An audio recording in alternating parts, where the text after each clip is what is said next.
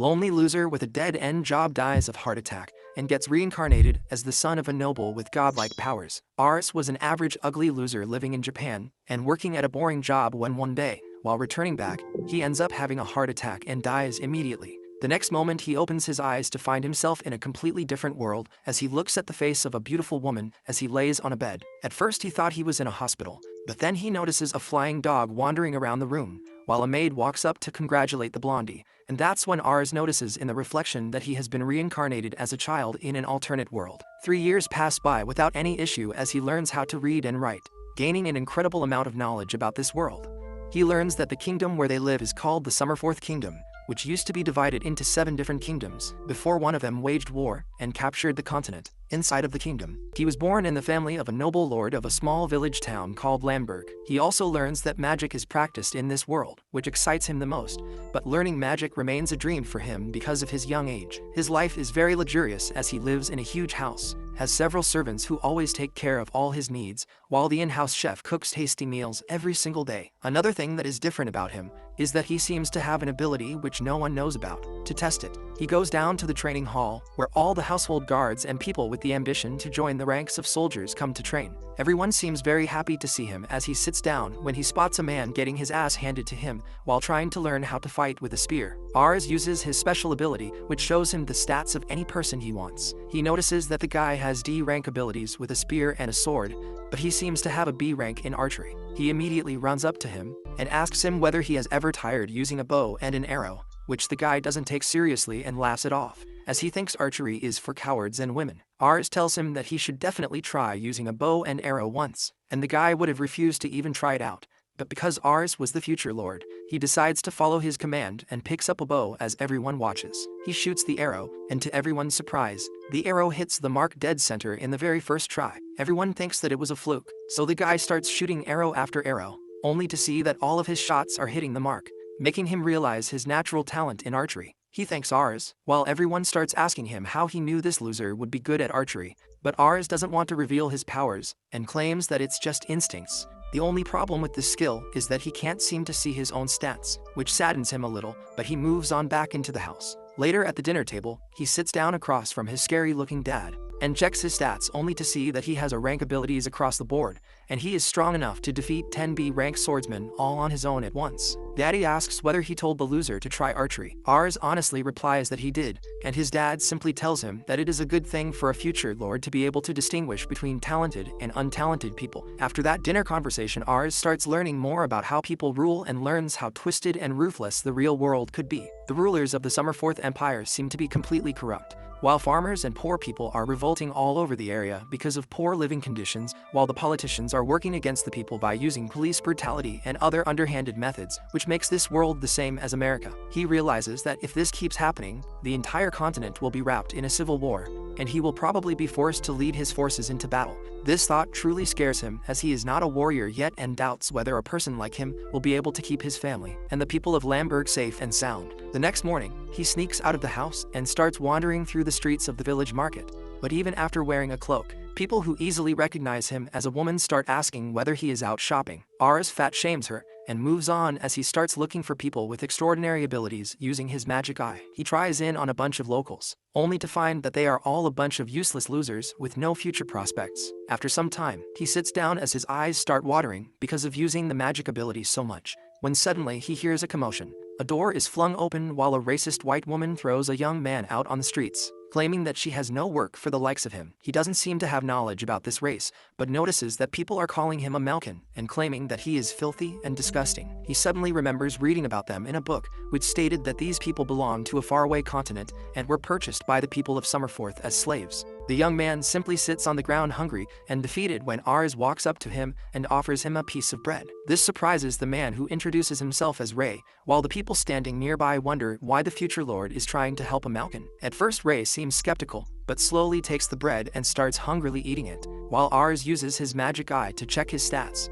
To his absolute surprise, this guy turns out to be a total baller, having multiple A and S rank skills, which reminds him of Lord Raven. his own powerful father as he realizes that this guy is going to become one of the strongest people in this kingdom. His eyes start sparkling while Ray finds him creepy and starts walking away after thanking him. The future lord follows him into an alleyway while Ray tells him to leave him alone, but Ars finally reveals that he is the son of Lord Lovant and offers him a job as his bodyguard, bribing him by promising tasty food. Ray ends up agreeing, and they both head back to Ars's house, where they sit down across the dining table as amazing dishes are presented in front of Ars, and he happily looks up at Ray, only to notice that the racist maid brought him an old plate with beans on it. She tells him that she can't serve a Malkin the same food as the future lord, and the butler tells him to get lost as soon as he is done with his food. Ars cannot believe the amount of racism in this country, but unlike a white American girl, he actually does something to solve the problem, and drags his chair beside Ray, and also offers him to eat together. The maid and the butler try to intervene,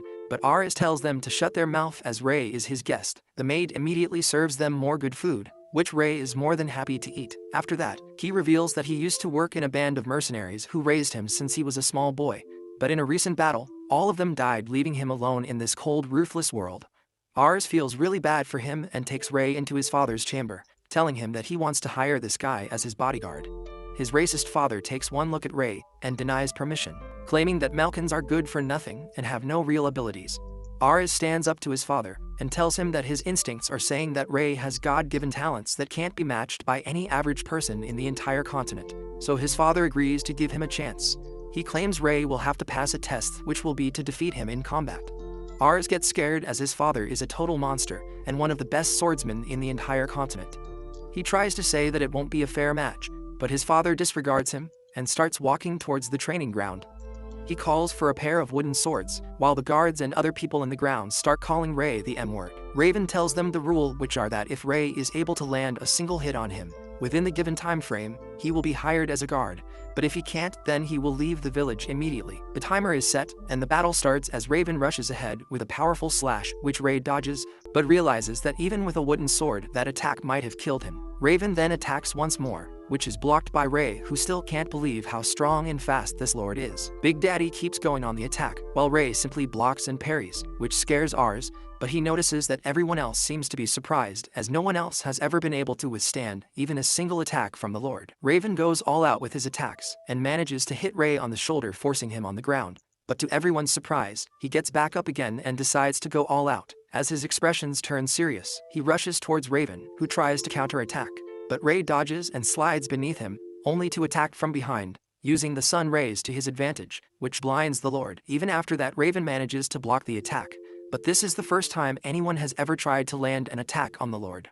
Just when Ray was getting in the groove, Raven tells him that the time is over, but decides to give Ray the win because no one ever came this close to actually landing a hit on him. Ars is overjoyed and congratulates Ray, while his father commends Ars for being able to find another talented individual, claiming that he really seems to have a God-given ability, while the rest of the guards and soldiers surround Ray, asking him for tips and begging him to train with them. Later that day, Ray wears a dress to symbolize his acceptance in the household, and drops to his knees before pledging his allegiance to Ars. Several months have passed by since Ray joined Ars and started working at their house, and even though at first the other workers were a bit racist against him because of his skin color, slowly but surely all of them came to like him. He spars and teaches the soldiers how to hone their skills better, and ever since he started getting lessons from Ars' tutor, his intelligence skyrocketed to the point where he is currently the most intelligent person in their household. Ray also ended up wooing the maids who once hated him, but now like him for his polite demeanor and handsome face. From the past couple of days, Ray and Ars have started having study sessions together where they read up about the history of this continent, alongside the current political situation in each domain. They read up about how the Summerforth Kingdom used to be a force to be reckoned with and was the strongest kingdom by far. But according to Ray, the kingdom is in a state of serious decline as the old king ended up dying while his son, the new king, is only 8 years old. According to him, all the power right now is in the hands of the politicians surrounding the young king, who are trying to use him to gain as much power as possible. Because of all this, the government is unable to rule properly, which is leading to several revolts all over the country, and because of that, the lords and dukes of these regions have started ignoring the kingdom and are maintaining their own personal army to deal with these conflicts. Ars realizes that their county has seen no revolts up till now, but the fact that his father is training every single day while making preparations to get more soldiers must mean that conflicts can arise in the near future. He decides to find more talented people like Ray who can help them in the case case of a war, even though he never wants it to happen. Ars asks Ray where does he think the war will first erupt if it were to happen, and without a doubt Ray replies that it would be the county near them, whose lord is really old and fragile. According to him, the lord can die any day now, and the war will likely begin on the matters of succession. Ray explains that the lord has 2 sons, and technically the older one should inherit the position, but everyone knows that the younger son is more capable and will make a better leader. If the conflict of succession isn't resolved before the lord dies, both the brothers will fight against each other and the entire kingdom will have to choose sides. Ars asks which side will his father choose, and Ray replies that they will probably choose the big brother because according to the laws he is the rightful heir. Ars thinks about how his father is still alive and can deal with all these problems, but worried about what might happen if something went wrong and his father got hurt. Ray tells him that they should be on the lookout for excellent talent which can strengthen their position and increase the safety. Ars wholeheartedly agrees with this, and both of them get ready to enter the nearby town to scout some talent. While moving through the front yard, Raven stops them and tells them to be on the lookout for a good mage, as a good wizard can be the key to winning the lost battle. Ars knows that his father doesn't have any magical talent, and once he handed Ars a magical gem to bring out his latent powers, but he turns out to have no aptitude for magic, and his father never asked him to try again. They leave their small county and wander off to the nearby town, which is much bigger than their small village town, and the people here seem to be more wealthy than those in his hometown. He tells Ray about how he wants his county to be like this one day, and Ray simply smiles while Ars starts searching for talent amongst the local population. Sadly, he can't find anyone with even above average skills, and sits down for a while after getting tired. Ray tells him not to worry, as this town has 50,000 people, which is 10 times more than their village town, so they will definitely find someone. While walking through the wide streets, Ars suddenly notices a small dingy away where a bunch of poor people are sleeping in the open. He is surprised by this, as he wasn't expecting this huge city with so many rich people to have such poverty. Ray gives him a life lesson and tells him that every place that has a lot of rich people will have people living in extreme poverty, which makes Ars reconsider his dreams of making his village town like this city. A little while later, they enter the main market, and Ars's eyes start sparkling as he notices so many things being sold. Suddenly, he hears a man claiming to sell dragon eggs imported from a different continent, and Ars is immediately sold on the idea of having a pet dragon whom he can ride whenever he wants. He immediately asks the seller how much they cost, and with a sly smile, the seller replies that he will sell these extremely rare eggs for a price of 1 silver each. Ars immediately tells him that he will buy 3 and starts shuffling through his bag to get the money, when Ray pushes him back and puts a dagger on the seller's throat. He tells the seller that he dared to sell a noble counterfeit items which should be punishable by death,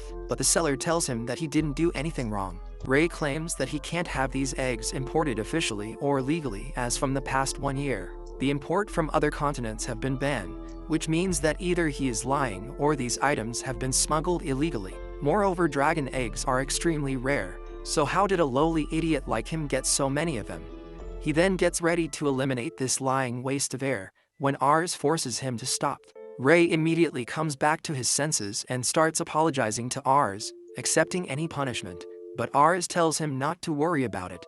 Later they sit down to have lunch, when Ars decides to get some dessert from a stall. To his surprise, a pickpocket runs into Ars, stealing his pouch of money and runs off with it. Ray immediately grabs Ars and starts running after the thief, who starts weaving in and out of the crowd, but Ray manages to snag the cloak off to reveal a young blue-haired girl. The girl hurries into an alleyway, and when Ray reaches there, he spots the girl being surrounded by some hoodlums, while one of them punches her to the ground.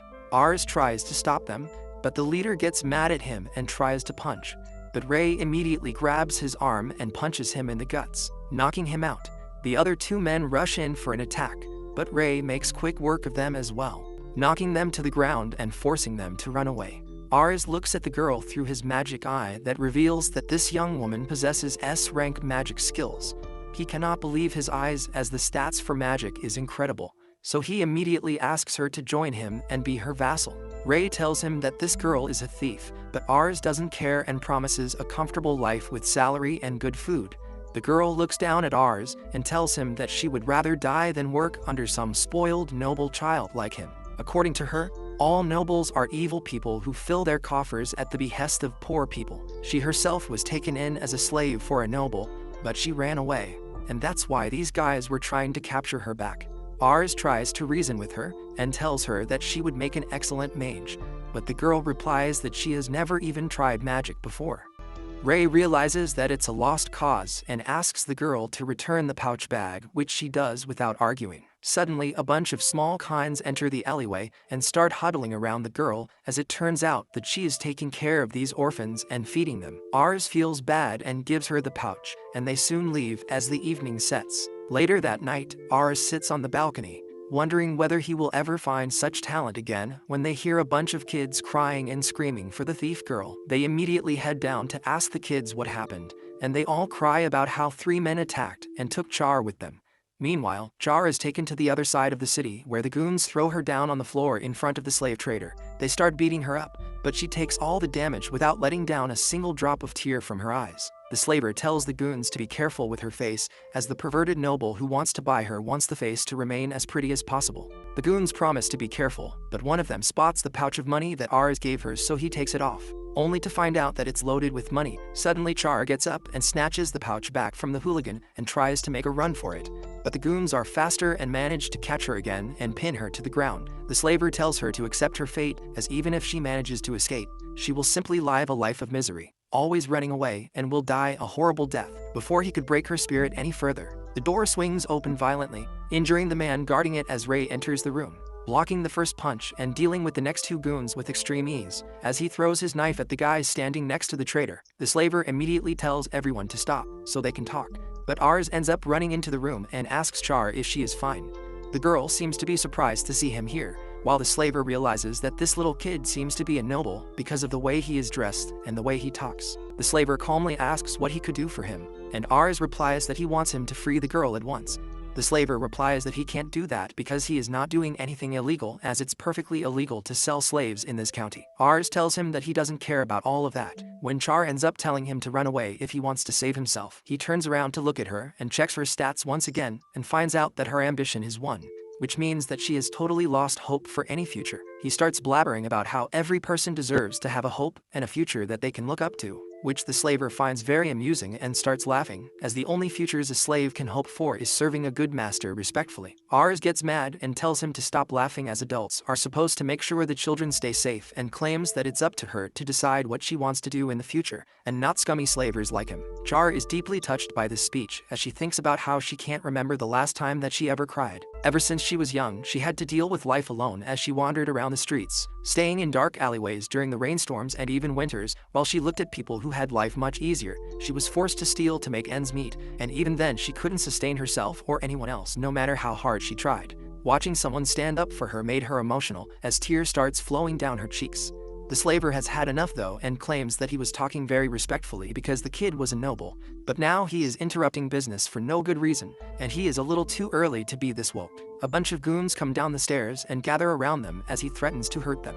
But Ars simply looks at Ray, who tells him not to worry as everything is under control. One of the goons tells Ars to shoot up as he hates yappy kids, but Ray grabs him by the throat and lifts him up in the air before slamming him to the ground, telling everyone that they have made a huge mistake by trash-talking Lord Ars, and now they are going to pay the price for this crime, which is death. He takes out his dagger, while a hooligan breaks a bottle, and tells everyone to surround Ray as he is alone. This doesn't work, however, as Ray dodges each and every blow with elegance and precision, while he slashes a couple of them in the abdomen and throws his knife at another one. Before he could continue, one of the goons grab him from behind with a knife, but Ray simply slams him to the ground, scaring the slaver, who calls for the mages. The 2 mages immediately chant their basic fire spells and shoot it at Ray, who easily slashes through their magic and beats the crap out of them as well. The slaver is terrified at this point, so he finally calls for the trump card, as a giant of a man erupts from upstairs, guzzling down some ale as he walks down. He asks what the ruckus is about, and the slaver explains to him what's happening, which angers the man as he gets ready to kick these people out. Char tells Ars that this guy is a giant problem and that he should run away. But Ars checks his stats and tells Char that it should be an easy match. And just as he said, Ray easily dodges the first attack by hanging from the chandelier and then jumps down to kick him in the face. The man gets pissed and rushes in to grab Ray, but he is way too strong and good at fighting, and immediately ends the match by a clean uppercut to the chin, which knocks the fatty out. The slaver is pretty scared by now and tells them that what they are doing is illegal, but Ars takes out a pouch filled with coins and tells him that he will buy her. The slaver claims that he already sold the girl to another noble, but Ray steps in and tells the slaver that they are taking the girl anyways, so he can take the money if he wants or stay penniless and deal with the other noble. The slaver ends up folding at this threat and accepts the money, legally selling Char to Ars. By the time they exit the slaver's office, it's already morning, but before they could go anywhere, Char claims that she wants to show them something. She takes them up to a hill where Ars struggles to walk, looking just like me, but finally reaches the summit only to see the most beautiful view of the town. She claims that this was her secret place to come whenever she felt down and wanted to show them as a token of gratitude. Ars takes in the gorgeous view, while Ray hands her a magic locket to test out how strong her magic is. She puts it on her neck and warns them that she doesn't think she has any magic as she has never tried it. But the moment she chants the spell, a huge wave of mana surges out of her, creating a massive fireball that explodes in the sky, stunning everyone in the town, including Ars and Ray. After that, she meets up with the orphan kids once again, and promises to visit them as soon as possible before leaving on a journey back to Ars's home. After they finally reach back, Ars meets with his father, who at first thinks that Ars got a new dishwasher.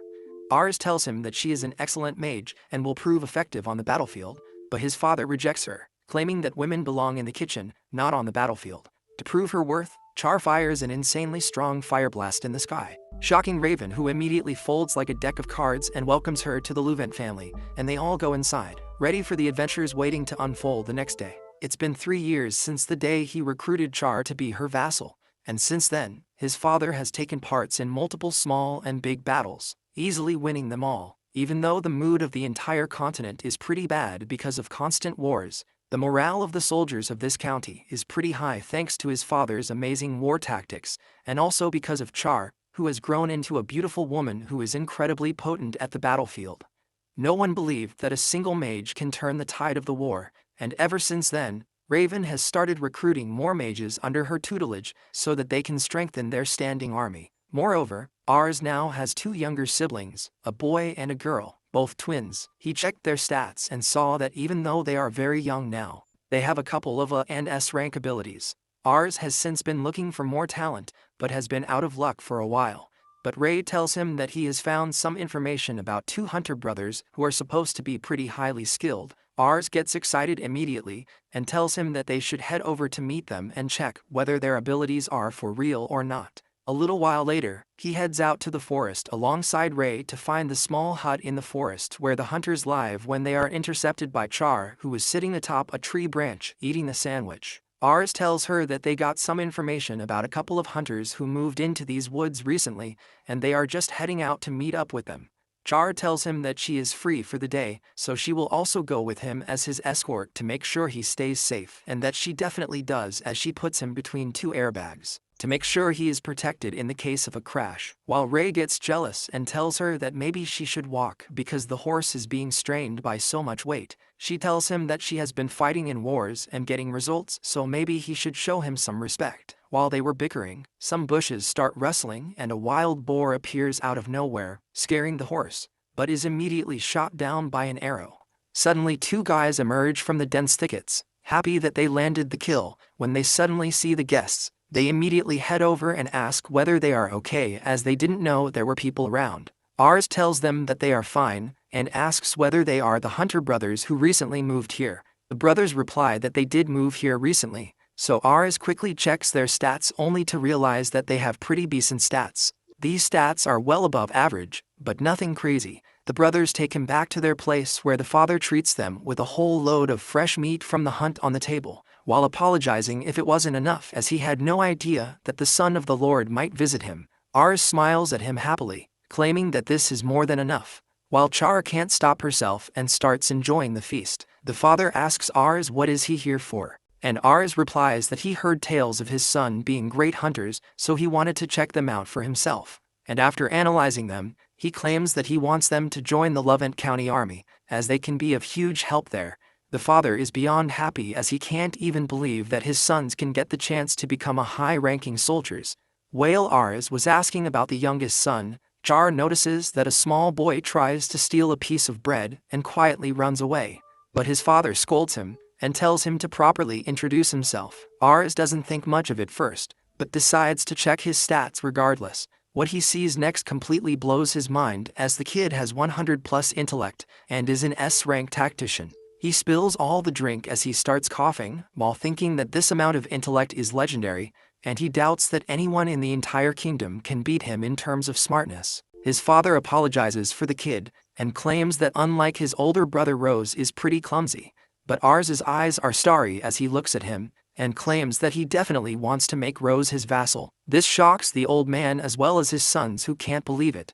The father tells Ars to reconsider, as Rose will just be a nuisance, but Ars walks up to the child and excitedly asks whether he would like to be his vassal and work for him. The kid looks up with fear as he thinks that these people are going to force him to take arms and fight in battles. He starts crying and immediately refuses, claiming that he will end up dying easily. His father scolds him for talking this way to a noble, but Rose simply runs away and hides inside his room. Ars is sad because he keeps getting rejected all the time, but the father apologizes to Ars, claiming that Rose is no good, as ever since his mother died, Rose has kept himself shut off inside the room alone, and unlike his brothers, he never practices archery or wood splitting, making him a bad hunter. Ars tells the dad that physical strength is not everything, and that unlike his brothers, he has an incredible amount of intelligence, which will make him an excellent tactician. Ars doesn't want to back off, and tells the old man that he will try to convince him once more. He enters the room where he spots the young boy reading a book,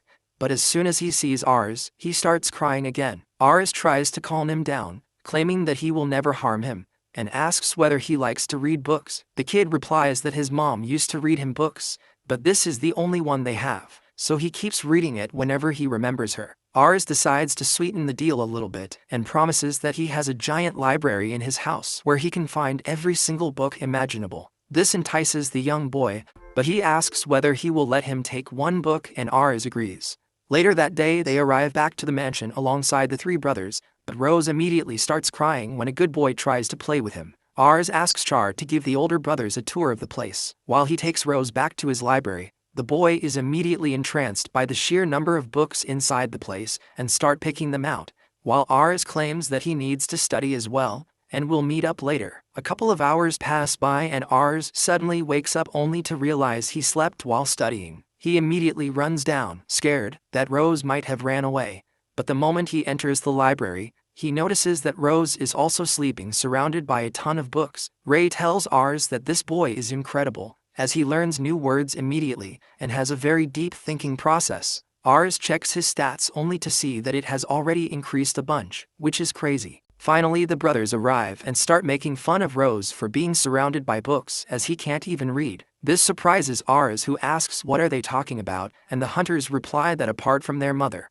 no one knew how to read, as they are hunters, and Rose only heard stories from his mother when she was alive, but she never taught him anything. Rose finally wakes up and Ars asks how did he learn how to read. Rose replies that he learned how to read by simply listening to what his mother was saying and matching it with the shapes on the book. This really shocked the brothers, who tell him that he was only 2 years old when that happened, so how can he remember?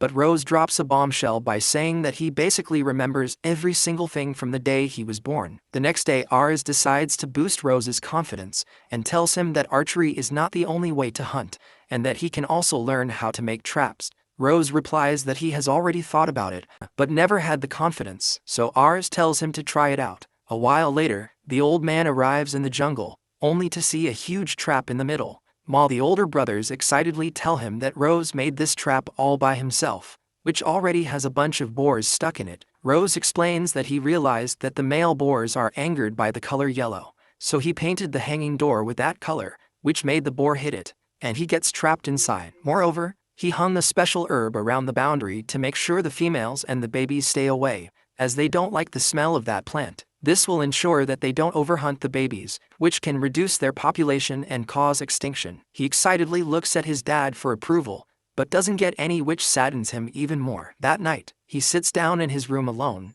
blaming himself for his mother's death, because after giving birth to him she got ill. He cries in the room alone when he overhears his brothers and his father climbing atop the roof to have a drink. The brothers ask why his father was so strict with Rose, and the dad starts crying, claiming that it's all his fault for always being strict with him, just because he was bad at hunting. He claims that he is being cold to him right now, because he wants Rose to hate him, so that he feels like he doesn't need his dad, and leaves for Lord Ars's place where his abilities will be rewarded greatly, and he will live a happy life. Rose hears all this and cries, realizing that his dad loves him. The next morning Ars comes to pick the older brothers up, thinking that Rose would never agree to come.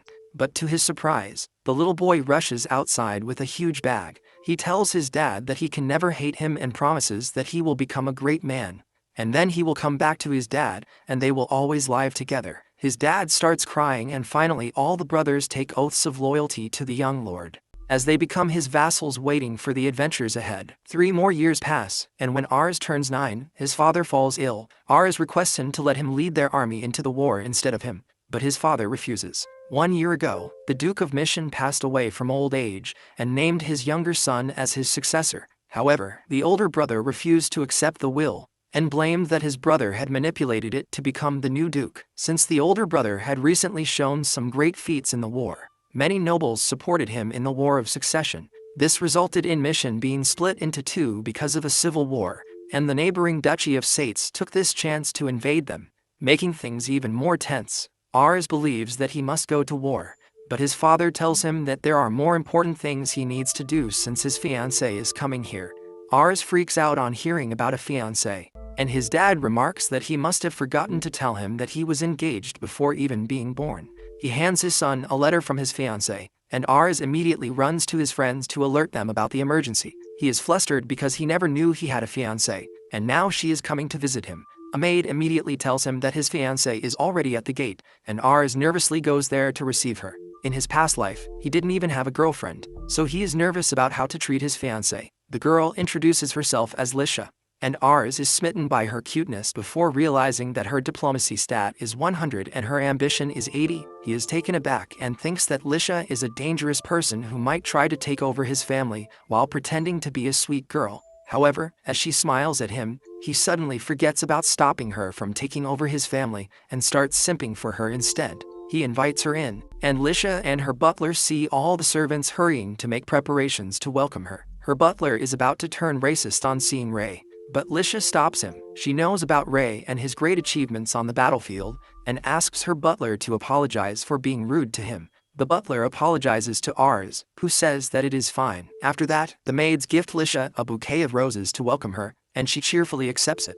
She walks around the house, complimenting it and politely greeting all the servants there. Ars can only stare at her in awe, unable to understand her true intentions. Soon, they sit for dinner, and Lisha points out that he has some sauce on his face. Ars is flustered and quickly wipes it, while thinking that Lisha is really good at communication, and even he can make small talk with her effortlessly. She is super cute too, and if he had not seen her high diplomacy and ambition beforehand, he would have already fallen in love with her. Lisha then remarks that she saw the city of Lamberg on the way, and it appeared quite lively to her. Ars says that he would have loved to show her around if the weather was clear, and Lisha tells him that it will be soon. Almost instantly, it stops raining and the clouds part, giving way to sunshine. Ars freaks out and asks Lisha if she can control the weather by any chance. She denies the allegations and says that she just saw the clouds on her way here, and figured out that they would pass quickly. Lisha asks Ars to show her around the town now that the weather has cleared,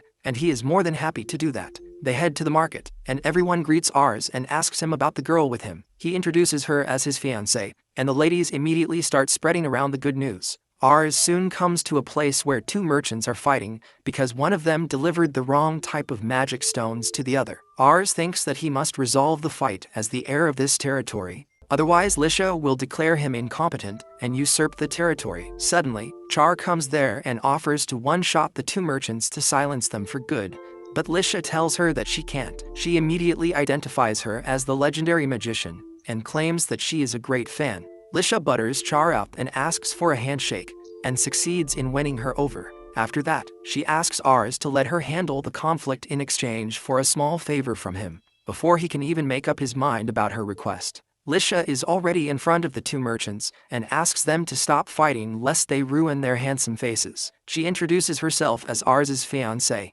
and the men stop fighting and congratulate her. Lisha then tells the magic stone merchant to sell his sound magic stones to her because they don't have them in her territory. She also offers the second merchant to buy the fire magic stones he needs at a low price from her territory because they have a volcano there. She says that it is the perfect solution for them, and gives Ars all the credit for coming up with this idea. The merchants believe her and thank Ars. Woe takes this chance and asks them to always keep written documents about the deals they make. After everyone disperses, Ars thanks Lisha, and they resume their tour. They are returning back home in the evening, when Lisha wants to cash in her favor from before. Ars nervously waits for her favor, but Lisha just wants to know what kind of girls he likes. He is stunned because he really doesn't understand what her true intentions are. He knows that her intelligence is far superior to his, but he is ready to take his chances. He tells Lisha that he likes people who are honest and truthfully express their intentions. She simply smiles and says that she will take it as a reference. That night, they have a nice dinner, and then Ars goes to sleep, still wondering what his fiancée's true intentions are. As he lifts his bedsheet, he is shocked to find Lisha hiding there, but she asks him to be quiet. Ars says that she is in the wrong room, but Lisha tells him that she came here on purpose to surprise him. She refers to their conversation where he told her that he likes honest people, and she wants to talk honestly to him now. Ars pours them tea to start the conversation, and Lisha asks him what he thinks of her. He spits out his tea because of the sudden question and asks her what she means. Lisha reveals that she has a skill that can allow her to see a person's emotions even when they are hiding it. When she met Ars for the first time, the emotion she read on his face was doubt. Lisha claims that she tried to be friendly to him to lessen his doubt, but it only grew, and he even asked her to be honest with her. She asks Ars what exactly is he suspicious about, and he realizes that all this trouble started because he had a look at her status. He decides to be honest with her, and reveals that he can see the various attributes of other people. He saw her high diplomacy and ambition, which led him to wonder if the nice behavior she is showing was just an act. Lisha understands everything now, and admits that she indeed has high ambitions. Ars asks her what kind of ambitions, and she blushes as she says that it is every woman's ambition to find an outstanding man who will fall in love with her at the first sight. Ars turns red too, and the atmosphere becomes awkwardly tense between them. He realizes that it is true that as a daughter of a noble, Lisha will need an outstanding husband to thrive, and he wonders what she thinks about someone like him, who is the heir of a small territory. She laughs and remarks that she was able to read his thoughts accurately just now. She says that this territory is indeed small, and had Ars turned out to be a lousy person, she would have done anything to get out of her engagement with him. That comes as a shock to Ars, but then Lisha tells him that now she really wants to marry him. She states that their family is weak right now, but she can see the talent in Ars to make it big and powerful. She could see that he is loved by his people, and everyone was genuinely happy when they learned that he had a fiancé. Lisha claims that it was enough proof that he is an amazing man, so she has fallen in love with him. Ars turns red on hearing that, and then she wishes him good night as she returns to her room. He freaks out once he is left alone, and realizes that Lisha's ambition was really cute. Outside his door, Lisha is also still flustered about the bold actions she took by sneaking into a boy's room and confessing her feelings, but she also feels really happy about it. The next day, she returns back to her territory, thinking about how the world of nobles is a foul place full of greed and lies. The nobles will use any method to pull others down and rise up. Lisha has always been troubled by her ability to read other people's emotions, because their emotions were always nasty. She thought her ability was a curse, until the day she saw a woman happily married to a strong and prosperous man. That day, she realized that if she also gets to marry a man of outstanding power and reputation, she can get out of this world full of negativity. So she honed the art of lying to please people by reading their emotions, while looking for a strong family to marry into. Lisha had no intentions to marry Ars because of his weak family,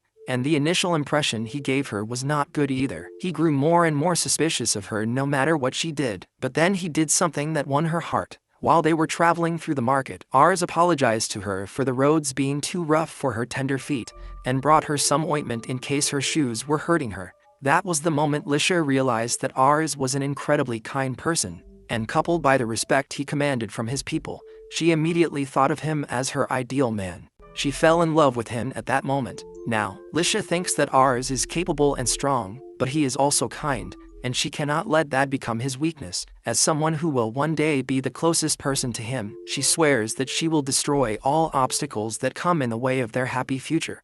After their first meeting, Ars and Lisha begin to exchange letters frequently. Ars felt a little anxious because he had never chatted to a girl in his past life like this. However, he can manage to flirt a little with her in the letters. Lisha visits him again, and he gives her some flower seeds because she liked the flowers. She thanks him, and then reminds him that he has not given her an answer to her confession yet. Ars is flustered, but she tells him that he can take his time because she will work hard to make him fall for her. They keep talking through letters, and a brief period of time comes as the War of Succession stops. Ars's father also starts getting better.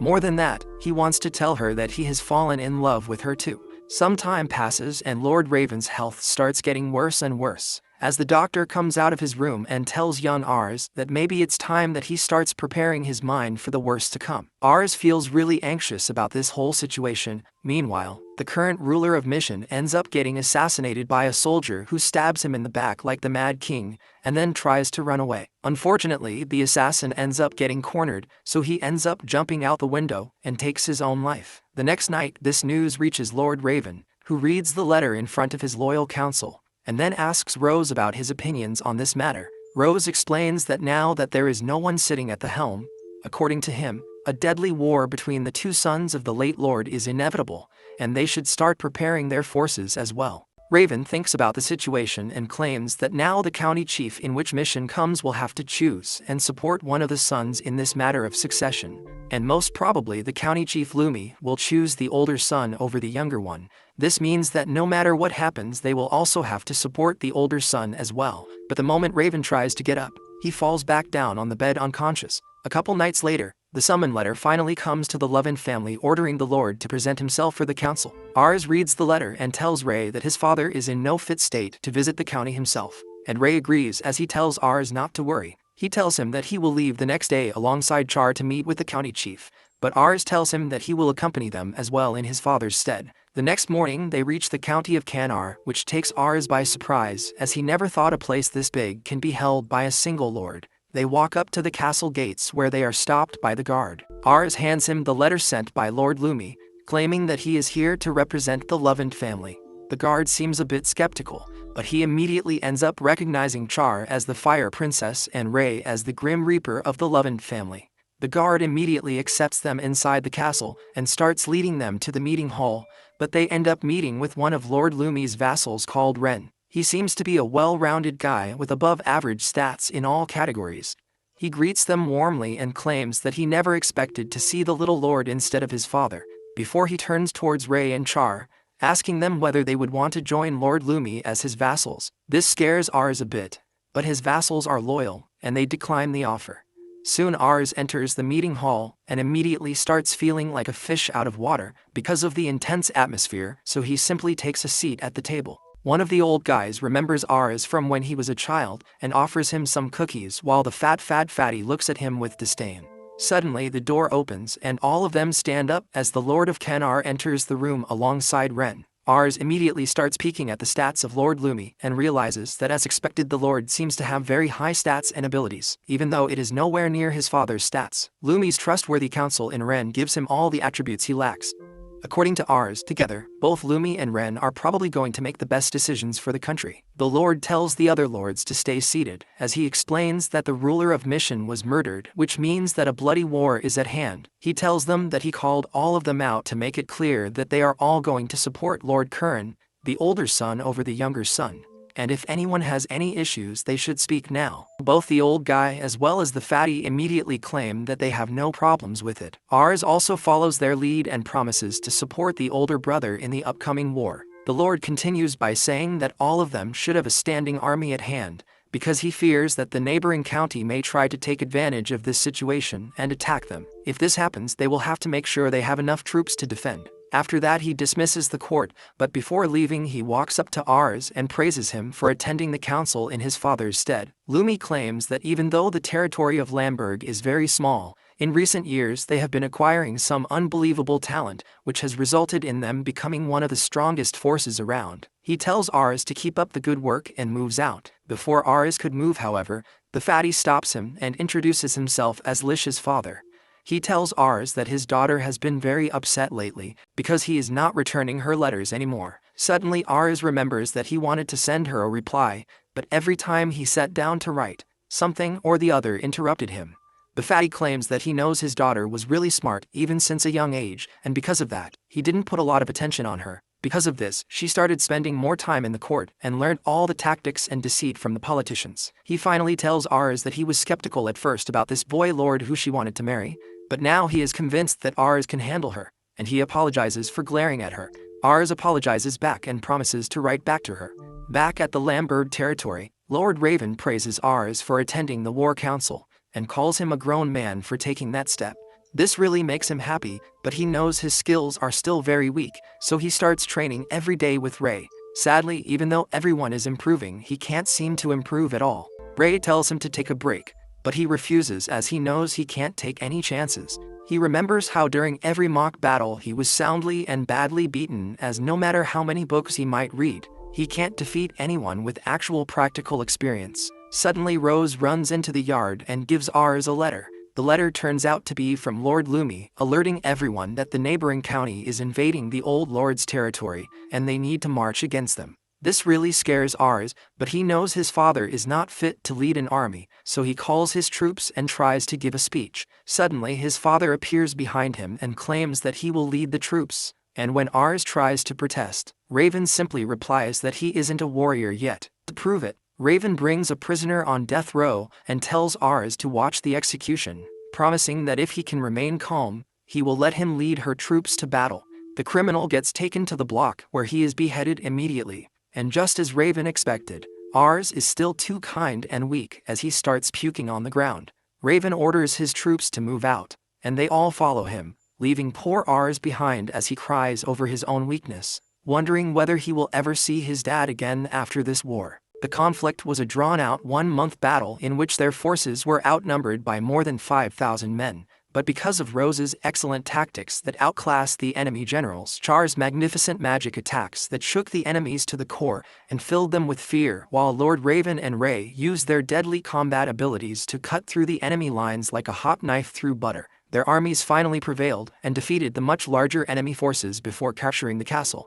After a month-long conquest, Lord Raven and his bannermen returned home 4 days after Ars's 12th birthday. His wife and the 2 younger kids stayed by their father's side as his condition worsened, scared that they would lose their father. By the time night fell, Ars came back bruised and battered towards his father's chamber, and asked Ray about the condition of his father. Ray explained what's up with his dad and how bad his conditions are before asking whether someone hurt Ars. He simply replied that he got the injuries while training, and that it's not a big deal. He feels sad because his father was forced to lead the conquest, even after being so sick, just because Ars was not ready to do so. Ray assures him it's not his fault because he is still very young, but it doesn't matter to Ars, who thanks him for kind words before turning back. Char tells Ray that she heard he has been training ever since they left on the conquest, and his behavior has changed. He has stopped laughing and has forgotten everything as he trains day and night against people stronger than him in hopes of becoming better.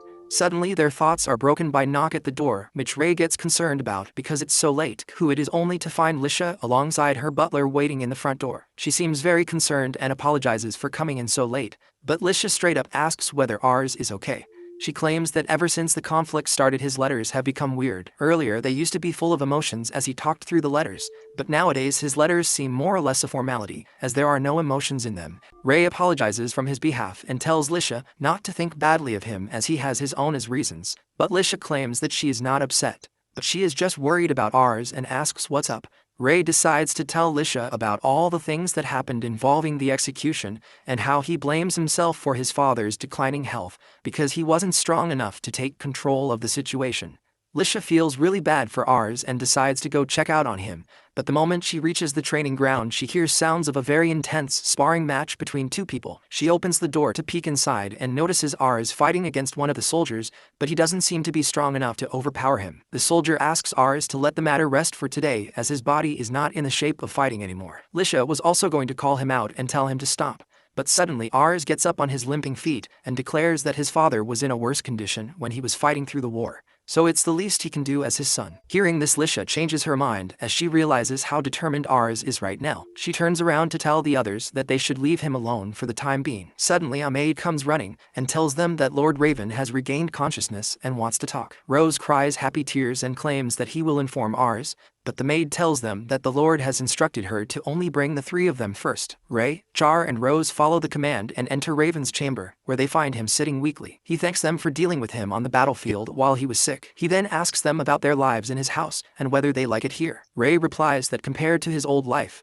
This place feels like heaven to him. Rose agrees with the sentiment, claiming that he loves it here, while Char replies that this is the only home that she has ever known. He thanks them for being with his family, even though when they first came Raven wasn't very interested in making them his followers. Ray was a person of color, Rose only 5 years old, and Char was a measly girl, but they all have grown up and proved their usefulness to the Lovend family. He claims that Ars is not yet strong enough to face the battlefield right now, and thrusting lordship upon him at such a small age will be very cruel, but he doesn't think he has any other options now. Standing on the death's doorsteps makes you realize how many things you have left undone, as he regrets not taking Ars to the battlefield before to show him the cruel reality of this world. He always tried to shelter him from the tough cold world, thinking that he could protect him, but now it's too late, as he doesn't think he will survive a lot longer. He talks to them as a father, and not as their lord, as he begs with them to support Ars from now on when he can't and bows in front of them. Tears start falling down Rose's cheeks as he claims that he will study as hard as possible and make sure to help Ars with every single problem that arises. Char claims that he doesn't know anything about leadership,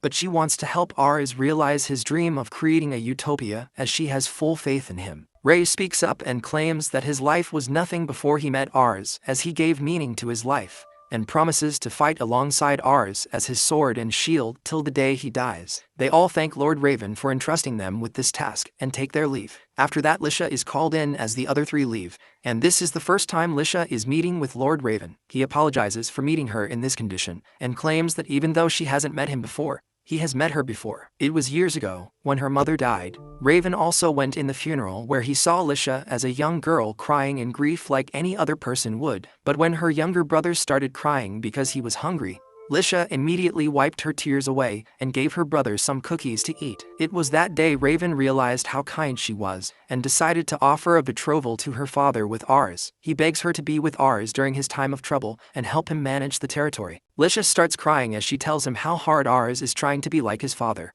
which brings a smile to his face as he claims that she seems to be truly in love with him. She leaves the chamber only to find Ray looking solemnly at the moon, and after getting out of eyeshot, he bursts out in uncontrollable tears, seeing the condition that Lord Raven was in. A little while later Ars was called in, and he came in with a bunch of medicine, as he starts telling his father about all the research he has been doing regarding his condition, and also claims that he might have made some breakthroughs. Raven tells his son to sit down beside him as he starts talking to him like a father and tells him his story. He claims that he was from a poor territory where the Lord was extremely corrupt and taxed the poor farmers heavily. Tired of all this, Raven ended up running away from his home and territory and reached the main town, where he saw the mayor for the first time in his life. The mayor looked magnificent on his horse, and ever since that day Raven decided to make something out of the cards he was dealt and started learning how to swing a sword on his own. Soon enough he became good at it and ended up distinguishing himself in several battles, which slowly resulted in him being promoted to the status of a lord of the territory of Landberg, and that's where his life truly began. He tells Ars not to blame himself for this situation and claims that he must need to be strong and take care of the people in this territory. Ars starts breaking down but pulls himself together and promises to be a just and good lord when the time comes and to protect his people and his family from all harm. After that they ended up talking through the entire night as father and son, and by the time the next morning came, Lord Raven was no longer around to take care of his family. The funeral was held that evening, and almost all of Lamberg came to attend the passing of their just and good lord. He called his siblings near him to comfort them before giving his respect to the funeral with the flowers. Tears come down his eyes, but he mans up and tells his subjects that his father has taught him a good many things, and he talked with him the entire night. He claims that his father entrusted him to take care of the entire territory. He turns towards them and honestly claims that he is not as strong as his father, nor is he as seasoned, but he promises to always take care of them to the best of his abilities and asks for their support during these tough times. This really touches the heart of his people as they shout his name, claiming to follow him to the depths of hell. Char remembers the time she was going all out in battle and Raven came to check on her and told her to take it easy as she is doing excellent anyways. Rose also remembers his kindness, as when he was studying in the night during the winters, Lord Raven came to check up on him and gave him his blanket before telling to get some rest,